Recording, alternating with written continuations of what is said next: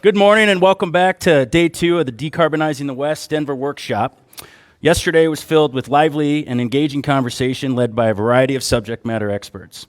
In our first session, speakers examined pathways for direct air capture commercialization, emphasizing the need for investment in purchasing pathways. Our second panel explored methods for decarbonizing hard-to-abate sectors. Panelists examined the role of direct air capture in overall energy systems, highlighted ways to integrate DAC with renewable energy. Can you hear me okay? Oh, okay. And as the day ended with a panel of regional experts highlighting collaborative approaches to direct air capture development. Again, thank you to all those who participated in those discussions yesterday and shared their expertise with us. Our first panel today will explore a component essential to all forms of carbon removal development. Public perception has been identified as a significant barrier to developing and deploying CCUS and DAC projects. Meaningful stakeholder engagement has become a major focus of state and federal agencies looking to advance carbon removal projects.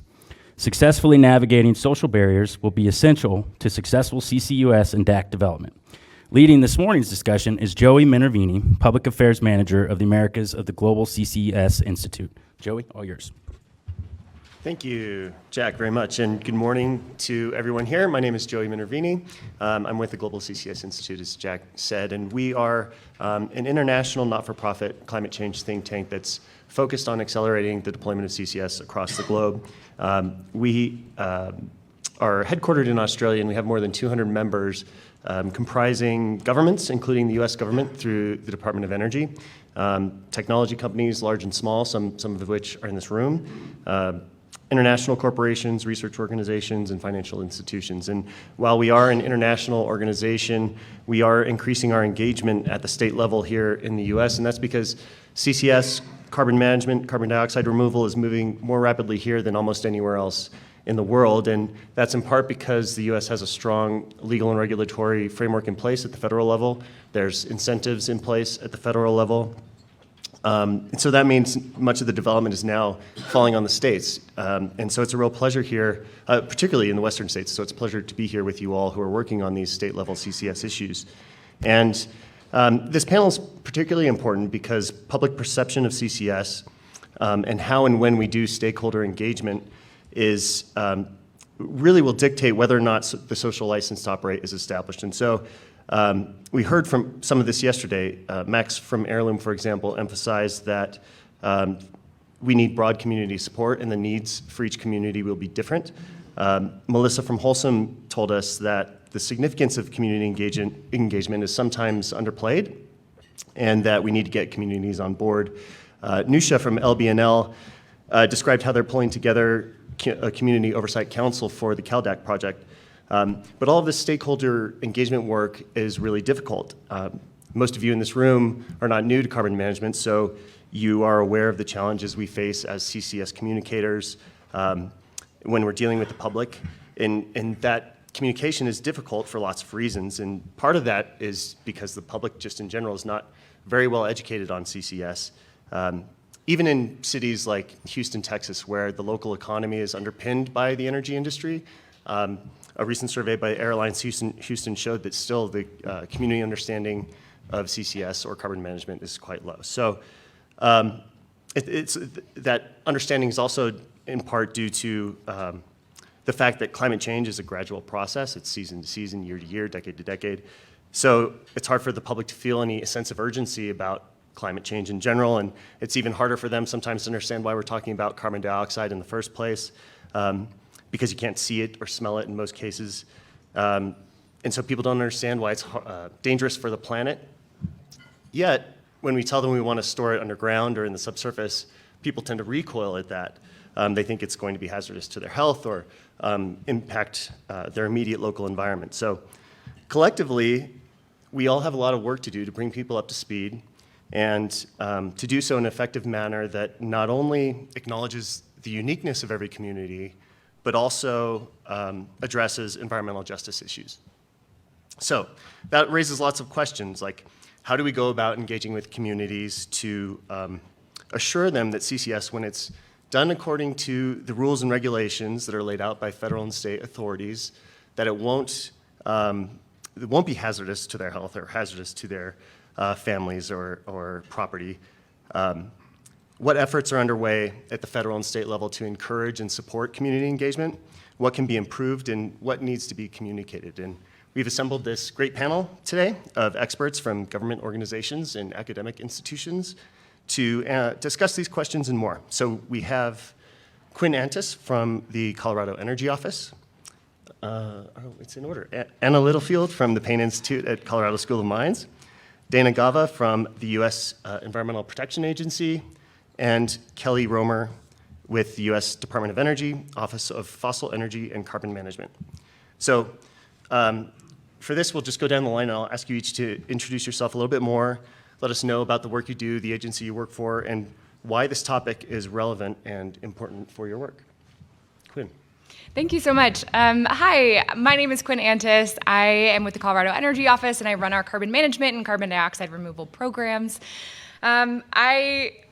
I think a lot about this in how Colorado is approaching the deployment of carbon management technologies. We have a lot of harms in communities across the state that we need to address and partner with communities to make sure that the projects that we will be putting in place are actually creating meaningful benefit for communities.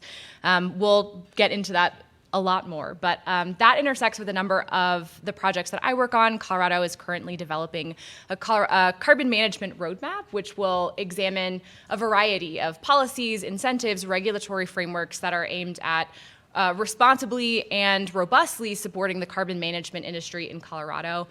We also partner with the state of Wyoming to work on DAC and CDR more generally, but public perception, stakeholder engagement is something that each of our states work on as well. So those are just a few ways that this topic intersects with my day-to-day. Hi, I'm Anna Littlefield, and I'm coming from the Payne Institute for Public Policy at the Colorado School of Mines. I'm sure most of you are familiar with mines. We do a lot of really great research at the university. We're heavily technically focused, and so the Payne Institute kind of acts as a bridge between the policy space and all of the technical disciplines, especially those in CCS and energy policy in general. And so that's kind of the marriage of technical and policy, and that mirrors my own experience. I'm a geologist, very technical by background. I worked in oil and gas for 8 years before coming back into academia. And so I saw, working some of these projects firsthand, how important this component, the stakeholder engagement and public perception is. And I tend to approach these things from a technical background, but yeah, I think these conversations are very important to have. And we have research going on within mines, even in the humanities department, the small humanities department at mines, on public perception of CCS. And I think that recently has been the research area that companies and industry in general has been most interested in, even beyond the feasibility of the geotechnical side. So interested to talk about that here with y'all. Hi, I'm Dana Gava with the US EPA's headquarters office, Office of Water's Underground Injection Control Program, where I'm on the Class 6 implementation team. So I think I got my invite here today because I helped support the development of EPA's Class 6 environmental justice guidance that was released this past fall, which speaks to how EPA is incorporating environmental justice into our Class 6 program, as well as what we're encouraging folks who are pursuing Class 6 wells to do for their environmental justice efforts as well. I just wanted to reemphasize what Joey said of how excited I was to hear community engagement be discussed on so many of the other panels yesterday. I think it really highlights how integral it's going to be for the future of CCS projects. Good morning. Am I close enough? All right, good morning. My name is Kelli Roemer. I am a social scientist with the Office of Fossil Energy and Carbon Management in the Office of Policy Analysis and Engagement. First, I just want to say thank you, everyone, for being here, and thank you to WGA for organizing and Joey for moderating. I've learned a lot, and it was great to see engagement weave through the conversations yesterday. So if you're not familiar with FECM, and like Thomas said yesterday, there might be a lot of acronyms, so hold me accountable and ask me to define them. So FECM's mission is focused on minimizing the environmental and climate impacts of fossil fuels and other industrial processes, and also has a goal to reach net zero greenhouse gas emissions. And so to achieve this goal, the U.S. will need to undertake a concerted effort to permanently store hundreds of millions of tons of carbon dioxide each year, and this will require a major infrastructure build out, and this cannot be accomplished without partnerships and coordination across local, state, federal governments, academic institutions, and importantly, communities. So in our Office of Engagement, we have two driving priorities. One is to ensure that communities have the information that they need to be able to evaluate projects and engage with project developers related to community benefit plans. And then the second priority is to ensure that project developers and the recipients of our funding understand the expectations for community engagement and increase their capacity for implementation of the community benefit plans. So hopefully I'll have more time to speak to CBPs, community benefit plans, and looking forward to this discussion. Thank you. Thank you all. Excuse me, let's start with community engagement then. This is something that requires planning, careful thought, and also appropriate timing as projects are developed. One of the things that can arise in a community is something called engagement fatigue, where the residents may become tired or skeptical of an operator's or potential operator's public outreach and engagement campaigns. So posing this to the whole panel, so anyone speak up who feels compelled. While the reasons for engagement fatigue may vary, what are some of the strategies for preventing this dynamic from being set up in the first place? And yeah, anyone. I'll start. We've heard this problem a lot recently, and especially with tribal nations. Engagement fatigue is a risk, especially the disadvantaged communities don't want to feel like a box that's being checked by the operators to achieve their community benefits goals. And I think that's a real risk. And at the risk of sounding cliche, no two individuals think the same way, no one has the same lived experience, no two communities are the same. And I think that the early stages need to involve a lot more listening than they do education. With community benefits and stakeholder engagement, we always open with education. And far be it from me, the only academic on the panel, to say education isn't important, but there's a balance, and I think that every community has a different perception of risk, and I think the early stages of a project, you need to do a lot of listening to understand and characterize what that perception of risk is, and then follow up with the appropriate type of engagement and education. I think those are great points. I would also add that if we can create regulatory certainty for what it means to operate in a community, I think if we create baseline expectations that actually meet community needs, then we don't need to reinvent the wheel for every project. And I think that can also help put the starting point at a better spot for a lot of communities. So communities don't feel like they have to constantly reiterate or advocate or fight for some basic protections and provisions.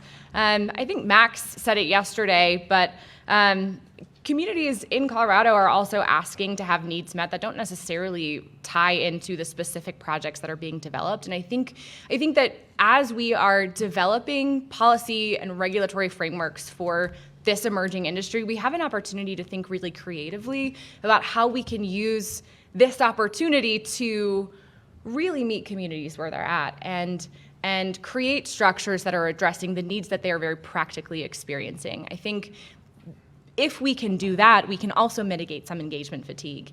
And within that, particularly for places that have long histories with industrial emitters and governments as well, I think there have been a lot of broken promises that communities are, particularly disproportionately impacted communities, are contending with.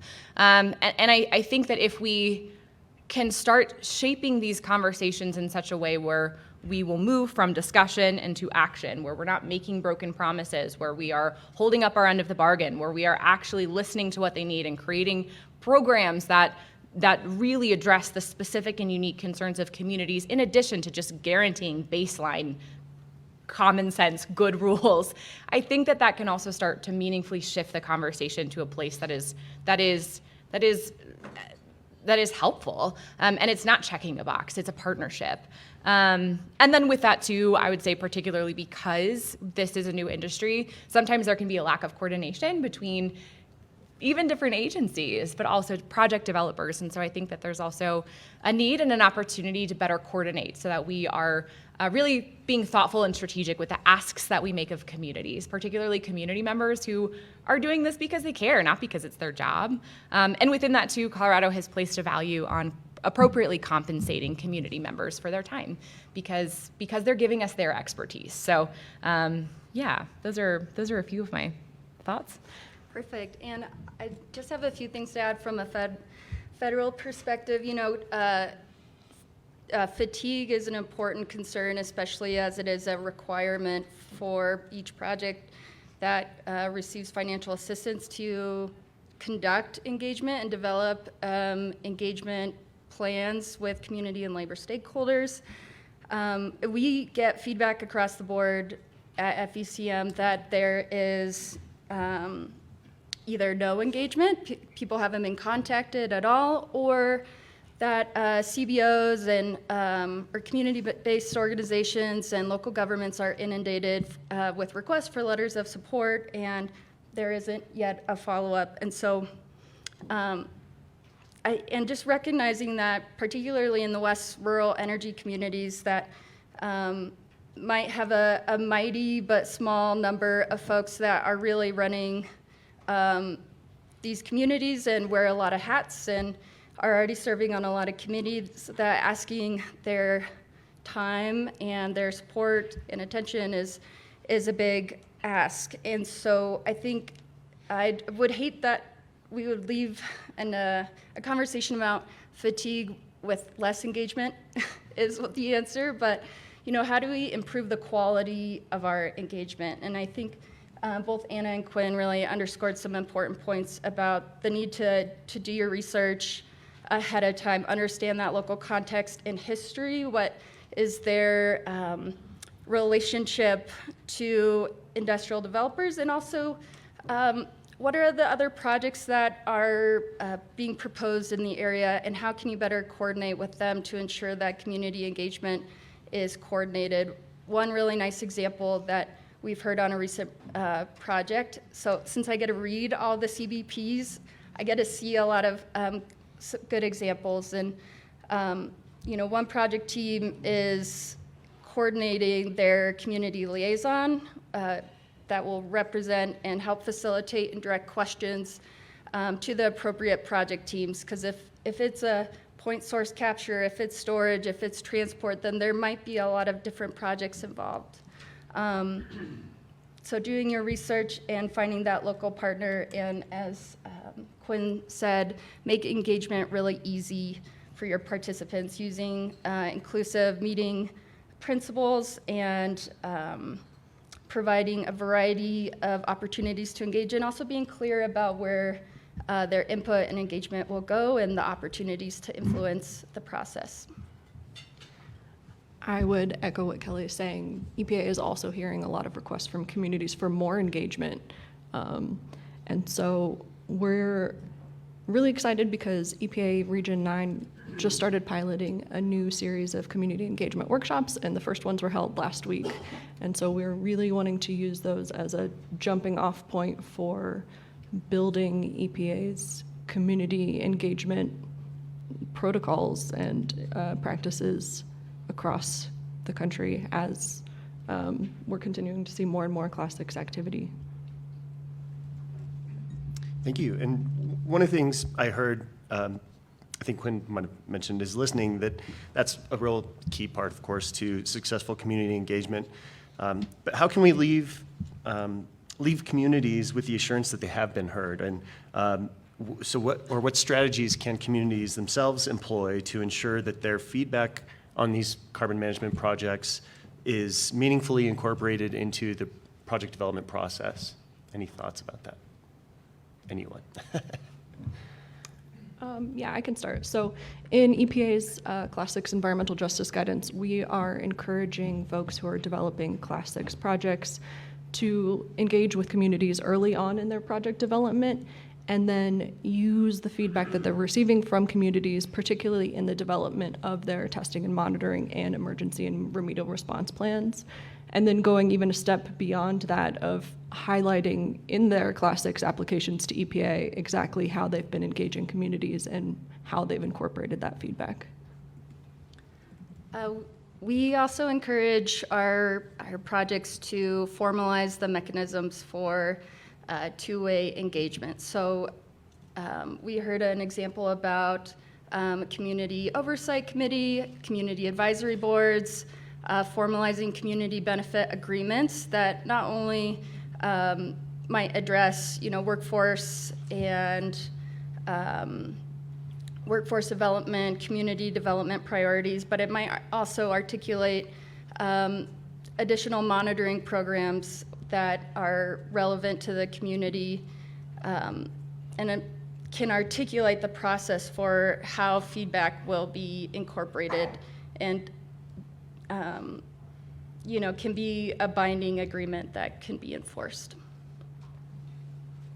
I think it's interesting the place, that communities find themselves in. I think they have a lot more power than they probably realize in this industry, just because of the tenuous public perception that we have for CCS right now. It's to communicate that to communities as a developer or as an agency, I think is important. Emphasizing that we really do want to know what the concerns are, want feedback and everything, and encouraging communities whenever possible to control their own destiny. I have been collaborating with a company who's represented here, Meriden, who is a collective of landowners who got together and is wanting to do control their own destiny on their land and bring CCS there. And obviously, not all communities are able to do that, but to the degree which you can be proactive in either encouraging or discouraging activity and communicating early and often, as y'all said, I think is the most important thing. I think the other panelists did a great job on this one. Yeah, that's certainly in alignment with how we think about community engagement in this way. How can we approach communities and make the information accessible, right-sized, understandable, digestible, and also at a stage where we have something to talk about. We're not asking for them to develop programs that they're not experts in, but also give enough room for us to really meaningfully incorporate feedback and change our direction in accordance with feedback. I think one other thing to flag here is just that sometimes, I think in a lot of places, the overarching system isn't necessarily built to meaningfully incorporate local voices. And I think that is a much longer conversation, but I think that it's worth us having a conversation about how our current structure doesn't necessarily lend itself to solving that issue, but I do think that in light of this, representation on boards and commissions becomes even more important and very critical. And I think that is a key piece of ensuring that community feedback is where the rubber hits the road for a lot of actual next steps in Colorado and in a lot of our communities. Yeah, and I would say just getting a handle on what groups communities really trust, who is really actively engaged with the community. If you're reaching out to the Audubon Society of the Rockies, but most people in Cheyenne have never interacted with the Audubon Society of the Rockies, then great. But I don't think that their involvement or their voice is really going to make you trust an operator's due diligence anymore. So understanding that before you go in and start trying to reach out is important.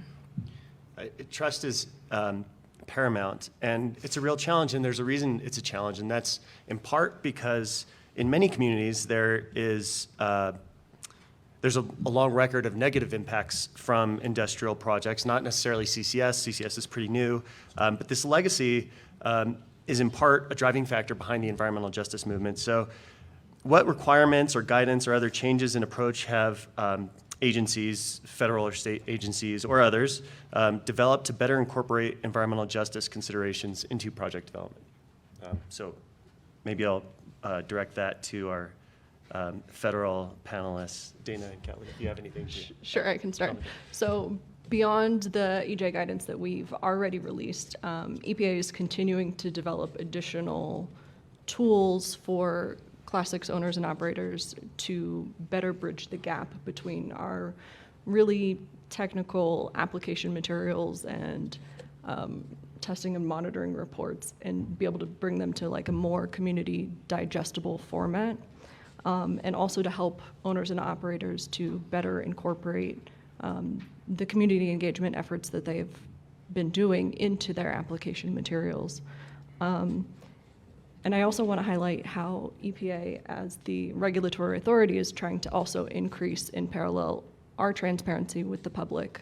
We recently updated our Class 6 website to make it more community-friendly, speaking to the importance of environmental justice in the Class 6 permitting process, bringing more transparency to how the process works at all, because it's not readily apparent to most community members what that process is. And the recent addition of our Class 6 permit tracker online, of highlighting where all of the current Class 6 applications that we have right now are in the permitting process.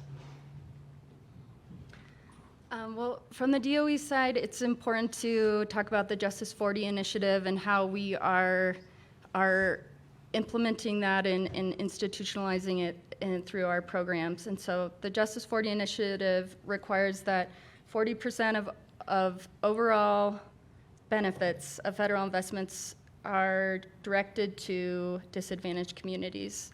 So all of the Department of Energy's carbon management programs are covered under Justice 40.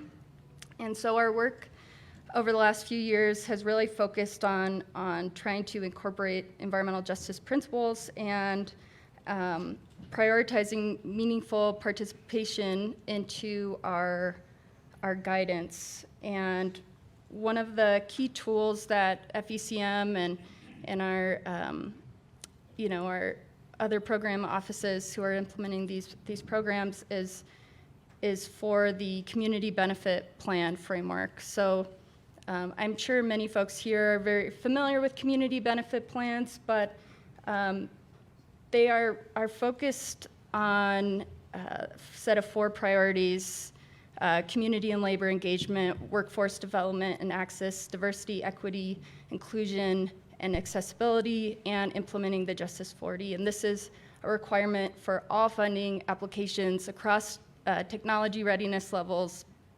and comprise up to 20% of the evaluation criteria for that funding application. So it really is important that engagement and these other priorities are really they're really critical to funding decisions. And so the Justice 40 implementation requires explicit attention and assessment of potential impacts, opportunities for mitigation, what are the potential benefits that are aligned with the 8 energy and environmental justice priorities. And so it does require project teams to add this and expand their skill set and their capacity to really think through environmental justice impacts and engaging with diverse communities. And if I could jump in too about Colorado's perspective, Colorado convened an environmental justice task force to explore this question specifically for our state. Some of the recommendations that came from that task force included having Colorado's Department of Public Health and Environment oversee an environmental equity and cumulative impacts analyses program, which would measure cumulative impacts from air, water, soil, and radiation pollution, along with socioeconomic factors and other data. This would also set measurable goals for eliminating environmental health disparities, improving Colorado's EnviroScreen, which is a screening tool pretty similar to the EPA's EJ Screen, but with Colorado-specific parameters. And use that tool as one factor in prioritizing funding and other resources for the communities that need them most. It also set goals of transparently collecting and sharing data on environmental justice feedback from the community, supporting participatory science projects to help communities gather data on various environmental topics, and also provided recommendations for appropriately compensating community members for their time in providing feedback and input, respecting Colorado's tribal nations by engaging in formal government-to-government discussions and relationships related to a lot of relevant decisions, and then evaluating more opportunities for just transition workers in Colorado. There were more pieces, but that is definitely an overview. But I do want to highlight that with these recommendations, we are very cognizant of the fact that our work is not done. There is a lot to do, both in implementing these and making sure that they are the standard for all of our work, but also to understand that there is much more that we can do beyond this. In every community, in every project, we need to understand what communities need and understand the actual risks and benefits of different projects so that we can support communities in making sure that they're okay with what's happening.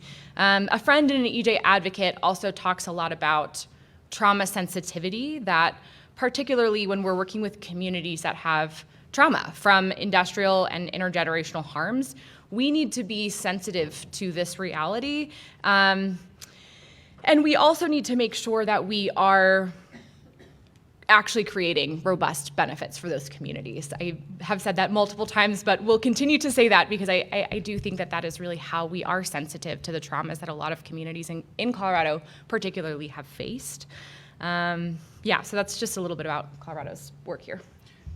These concerns that communities have are legitimate, and beyond addressing those, establishing trust, well, I guess part of establishing trust is just addressing their concerns, and some of those concerns deal with liability, and so some of these regulatory questions that are falling to the states include just that, the question of what's going to happen if there's an incident, and in the future after injection ceases, who's on the hook, who's liable for remediating that problem. So it's understandable that landowners and communities are concerned about long-term liability of CCS operations. How can project proponents address those concerns? Anyone, Anna, maybe. Sure. I think this is one of the most interesting and pertinent questions in the CCS space right now, and it really doesn't have an easy answer. I think we're all aware that one of the big distinguishing factors between CCS projects and oil and gas operations is the longevity and the monitoring timelines. And again, I think this is a good space to remind ourselves that just because you tell somebody what you know, it doesn't mean they're going to think what you think.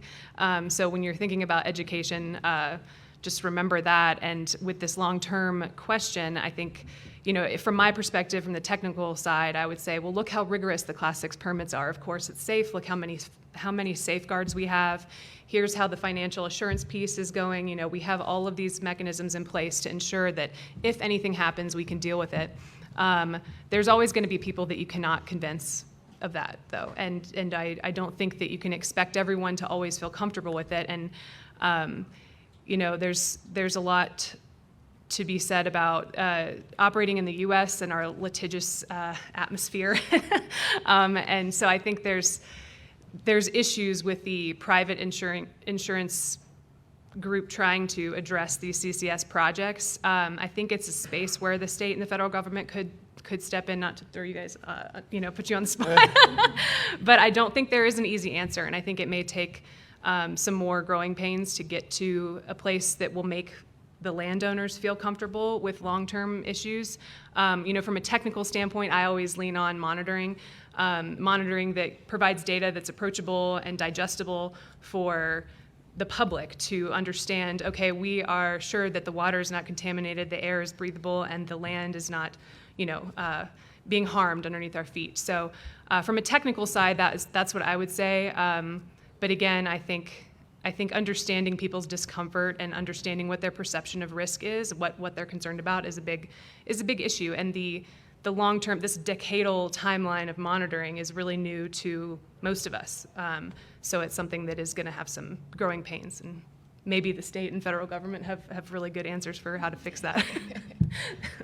I don't. I was going to say that your answer was so great, I'm not even sure I could add anything to it.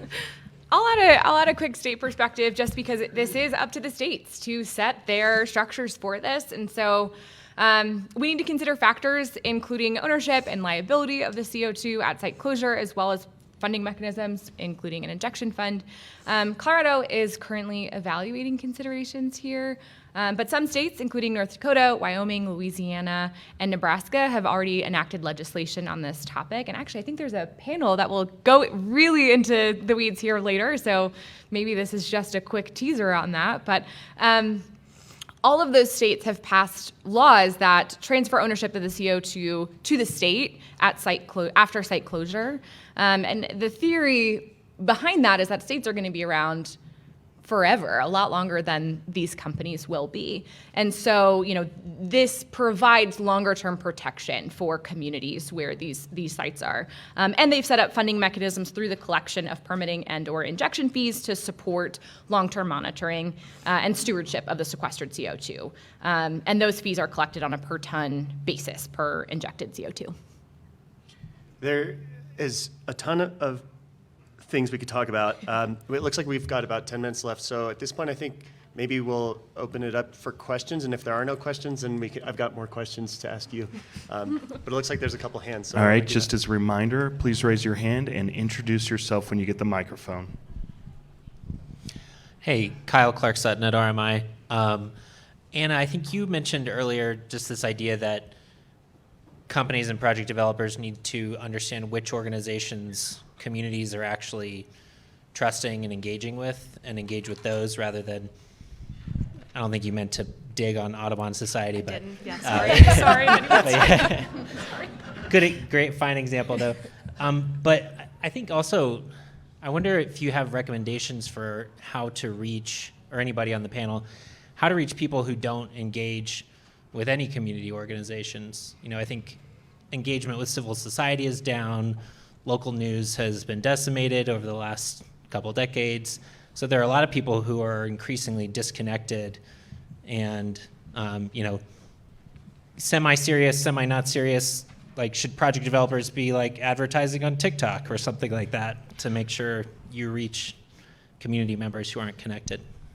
Yeah, I was actually going to say, even those folks that don't engage in local community activities or groups or hold a membership card in anything in particular are probably on social media. And I think there is a role for that in community engagement. I think the industry is still kind of feeling out how to do that tastefully and effectively. I think a landing page website for projects is a really great place to start, just where people can go ask questions, have an FAQ section, have an email account to which they can ask pointed, specific questions and receive a timely response. I think that's the easy answer. I mean, there certainly will be people always that don't engage outside of their home, outside of the walls of their home. But if those people have a genuine desire to speak to the yes or no, the positives and negatives of a project, I think, I think reaching out on social media, having a web page where they can interact is probably the best option. I know some projects have done mailers, newsletters, kind of thing. That seems archaic in this day and age, but I think could be effective, just to make people aware that there is somewhere to go to have your questions answered. So that would be my recommendation. I have a quick addition from someone who's a reformed academic, social scientist who spent a lot of time inviting myself to meetings in rural communities. My advice is to try and get on someone else's agenda. If you can go attend meetings where they're already gathering and you're not having them come to your own meeting about your project, but go to Soil and Water Conservation District meetings to share updates about your project, visit grocery stores, libraries, faith groups, and just sort of expand and sort of explore places where this conversation might not be happening formally, but a lot of relevant adjacent conversations are, and you can start to get to know the community context a little better that way. I think that's also a place where government can hopefully help and actually meaningfully support this by coordinating with other projects that are underway, by connecting project developers with the local governments who are very attuned to how their community works and where their community goes. If you are looking at projects in Colorado, please come talk to me. I would love to help connect you to the right people to make sure that you are reaching the people that you need to reach in communities. But I do think that's a place where governments can and should be doing a better job of supporting that. Wonderful. And we have a question from the live stream from Megan McCarthy. She asks, many stakeholders believe industry should decarbonize using efforts that also reduce actual emissions / other types of copulation. Co-pollution. There's a crack on my screen. I apologize. That is terrible. Where carbon management is understood to not carry these co-benefits, what are strategies to address some of these concerns? Sorry, you threw me off there a little bit. Strategies to address co-pollution. Well, I mean, I think that there is, as we're capturing the CO2, we are also capturing some of the other co-pollutants that wouldn't normally be going into the atmosphere. I think, is that what the question is asking? Yes. Okay. So I think that is, maybe that's something that needs to be more communicated more clearly to communities where capture technology is being implemented, that there is a localized benefit. It's part, I believe, of all the carbon safe applications that you can talk about co-pollutants. Obviously, CO2 doesn't qualify in and of itself, but certainly emissions, other gases associated with emissions qualify, and is particularly in areas with the less and less coal-fired power plants, that's particularly true. I'm not sure if that fully addresses the question, but I think maybe it's just something that we need to make communities more aware of, that there are local benefits to capture facilities. From a geochemical standpoint, I think that would be a reasonably easy case to make, but I don't know that that's common knowledge right now. I've heard in some public meetings, people who are detractors from CCS say that it increases air pollution, and I haven't seen a lot of research on this, but I think that's either in part that's either not entirely true or in part not true. And there is some research about the benefits that Clean Air Task Force yesterday showed us in their study. 85 lives, I think, could be saved in their example in their study with CCS being applied. And Great Plains Institute also released a study recently on the health impacts and cost savings of reducing pollution, whether it's SOx or particulate matter or some of the other pollutants that are associated with power plants or other facilities that might adopt CCS. So I think more work needs to be done to communicate that, to establish the facts, but also communicate them. And from a holistic standpoint, I do think there's a place for life cycle analysis in this question, because there is an energy drain on the parasitic load when you do put a capture technology onto a power plant. So there is something to be said about, how much power are we generating that's going to the capture tech, and doing a full analysis to say how much, positive impact are we really having by capturing those other emissions. But I think that the net benefit would still be positive. While we're encouraging projects in more of the feasibility stage is to start to collect that baseline data so we can be able to track and monitor the co-benefits. Maybe one last question, then we'll have to wrap up. Hi, Ben Teschner from the Colorado State Land Board. I was talking with somebody yesterday afternoon, and one of the things we were talking about is not necessarily at the community level, but at the societal level. Geologic carbon sequestration feels like it's a industry present company notwithstanding, that lacks a lot of enthusiastic proponents. And so I think what I've seen community members at the local level do is go, say, hey, what's going on? And start Googling this, and you find folks on the environmental side and folks on the industry side and folks are kind of all over the place that are saying this is maybe not a very good idea. How do we address that as a industry and as a set of people in this room? This is something that I'm pretty passionate about, so just going to jump right in. I think that, I think that this is a central part of what I'm trying to do in my work, but I've had a lot of conversations with a lot of people about this in particular, and I think that we need to be doing a few things.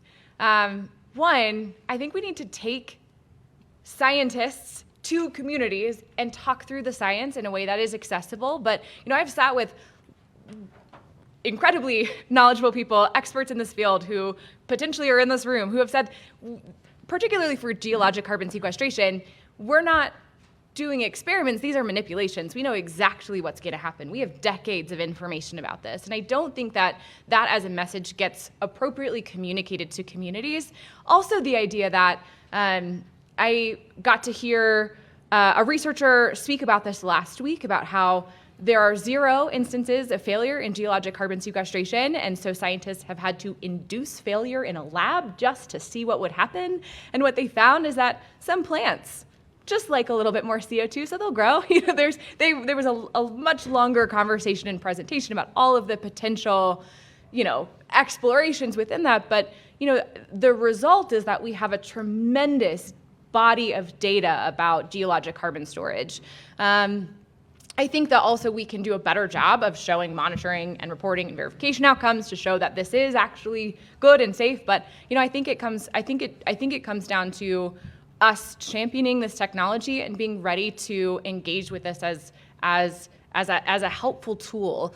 I also think that communities have a lot of appropriate and real concerns based on previous harms that have been done, and I think that we can do a really good job of messaging where this fits in. For Colorado, we're viewing carbon management from a lens of we need to figure out how to decarbonize our hard-to-abate sectors and our cumulative emissions. We're not tying it to our power sector, and so I think messages like that can really support communities in understanding what we're trying to do here. And I would just add, one of my colleagues at Mines, Dr. Jessica Smith, does a lot of research on how society sees CCUS, and I think is seeing a lot of the same unenthusiastic responses. And I think, this is something that they call double unseeing. Like everyone in this room would say, but we're saving, we're trying to help the climate. We have all of these motivations, all of these deep-seated purpose-driven motivations, and most of the public doesn't share that and are really unmoved. Not most, but a significant amount of society is unmoved by the climate argument, even if they think it's real. When the project's in their backyard, it doesn't, the feeling of, the altruistic feeling of I'm helping save the world doesn't do enough to make them want to welcome that into their community. And so I think understanding what does make people want to welcome that into their community, and really it's incentives, and I think and every community, again, is different, and so I think we just need to understand that. There's not a one button we can push to make all of society all of a sudden super enthusiastic about CCS. It's going to be incremental, and I think the more we get out there and put a positive face and a well-informed and balanced approach to communicating with communities, the better that will be.